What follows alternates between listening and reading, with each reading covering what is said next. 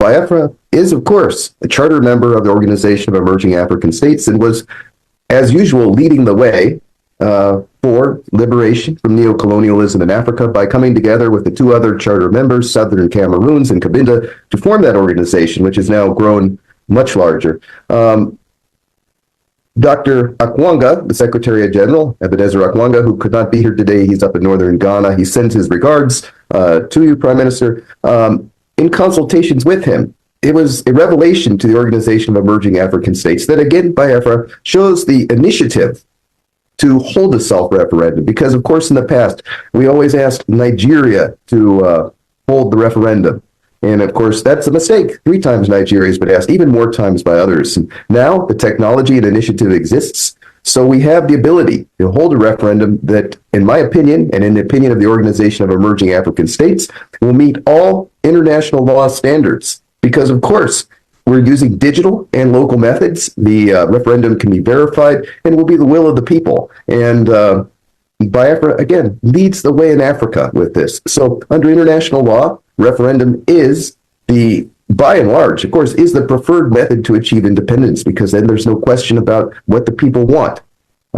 Once this referendum is finished and the results announced, they will be binding under international law.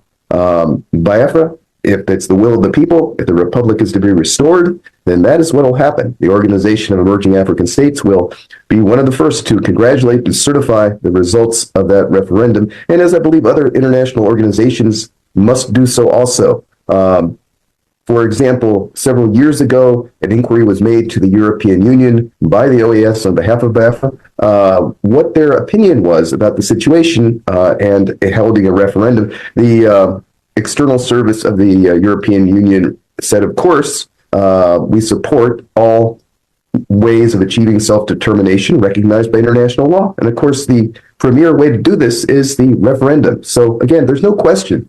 I think if you ask anybody, a well-coordinated referendum meets all requirements under. Hello, good day, my SM viewers. This is Satellite Media.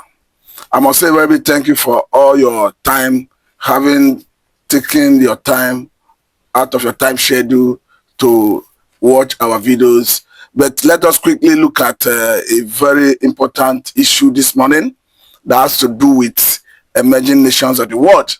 We understand that from the video you just watched, the Biafra seem to be leading in that regard, talking about emerging nations of the world.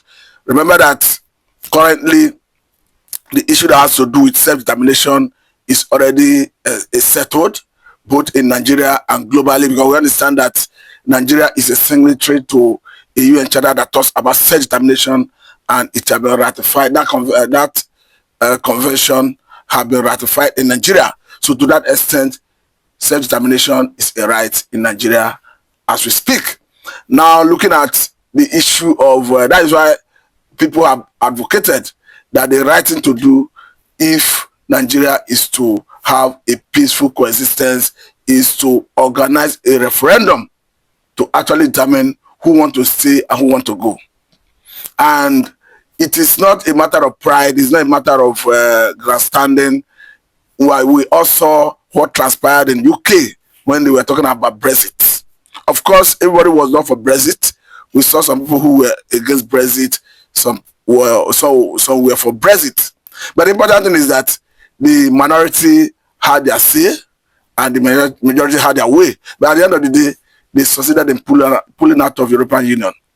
So currently, we have a situation where some people are saying we are not satisfied with the status quo in Nigeria.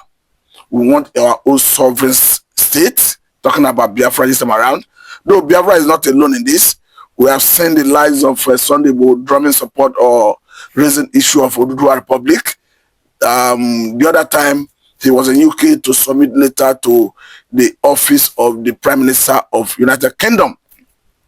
The bottom line is, once you are going about it in a way that is not destroying lives and property, in a way that is in accordance to the law, I think you have not offended, you would have offended any known law, whether locally or internationally. But at this point, just like some prominent Nigerians have said, talking about someone like Professor Wole Soyinka, who have repeatedly said it, that Biafra is an ideology.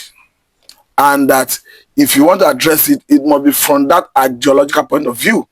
But unfortunately, we are seeing Nigerian government using brute force, using sledgehammer in what can be regarded as using a sledgehammer to kill a fly.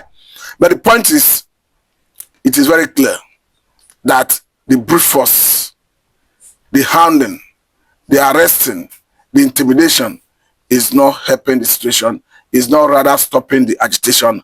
Rather, it's even emboldening more people to sign on to the ideology for that sovereign state of Biafra. So I think the best bet for government is to even provide a roundtable for conversation.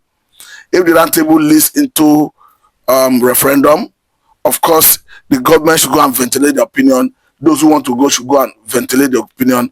At the end of the day, I think the majority will carry the day. That is the beauty of referendum. It is not something that anyone will compel anybody to say, yes, I want to go or I don't want to go. Eventually, when it's conducted, I think people will not have the opportunity of deciding whether they want to remain in the country or not. Then again, looking at the arrest and detention of the man, Nnamdi Kanu, and this is a new year, and people have spoken so much about it. Even Nnamdi Kanu himself has said it, that if he's released, that given 2 minutes or even 2 years, that the problem of insecurity in the eastern part of the country will be a thing of the past. Though someone like the governor of Anambra State recently said that the release of Mazi Nnamdi Kanu may not end insecurity in the southeast, but beyond what Soludo have said, I think every stakeholder in that region have come out to say, release this man as a panacea for peace in that region. We are seeing the lives of senators from the region under the leadership of Senator Ina Abaribe. The other time, meeting with the Attorney General of the Federation, telling the federal government why the release of Mazi Nnamdi Kanu is a necessity. We have equally seen minority caucus in the Federal House of Representatives coming together and imploring federal government, particularly the office of the President of the Federal Republic of Nigeria, to see how they can release the man Nnamdi Kanu as a panacea for peace in the southeastern part of the country. The other time we saw someone like Senator Nedumoko, that is the senator representing Delta North Senatorial District in the Nigerian Senate, coming out clearly to say, yes, if you arrest Samuel Ekpa, that 100,000 Samuel Ekpa will emerge. We have seen Samuel Ekpa's arrest recently, though he's still in Finland, he's not extradited to Nigeria. But shortly, immediately he was arrested, we saw the emergence of somebody like Dr. Ngozi Orabuze, and currently we are seeing tussle as to who is the actual leader of the agitation, because currently Oge Okere is still laying claim to that position, but it's not clear who is actually leading. I don't think I have the authority to start talking about who is leading and who is not leading, but the bottom line is the arrest of Samuel Ekpa is not deterring people to say we want our sovereign state. So I think the government should look beyond arrest. The government should look beyond hounding, intimidating, prosecution of agitators. I think they should look towards conversation. They should look towards roundtable discussion. They should look towards providing a roundtable for conversation. At least let us bring everybody on board and see how we can chat with the way forward. There is a saying that you don't continue doing the same thing over and over and expect a different result. At least Nigerian government have been doing this approach of hounding, intimidating, arresting, prosecuting. I think by now they would have seen that it's not deterring people who are agitating for their own sovereign state. I think we should think out of the box. We should look at the other way and see whether a roundtable conversation will bring an end to this. Don't forget that this is not the first time we are seeing agitation. Even the former president of the Federal Republic of Nigeria talking about Olusegun Obasanjo echoed it the other day, that even in the past, they not shouted Araba, meaning divide. So you can clearly see that the issue of agitation, the issue of the quest to secede did not start from the Igbos, or rather Biafra did not have actually gone that path that in the past. So who knows tomorrow, who may rise and say we want our sovereign state. But the bottom line is, it has been established, whether locally or internationally, self-determination is a right, not a crime.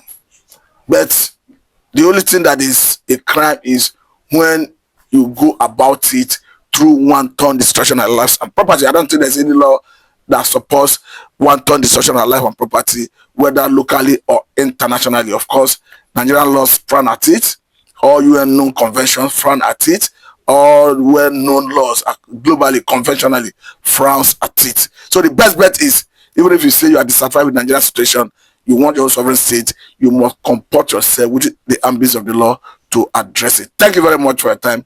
This is Satellite Media, and I'm Mr. Matu. I will say thank you and have a wonderful and blessed 2025. Thank you very much. And Satellite Media, I'm Mr. Matu, and this is Satellite Media.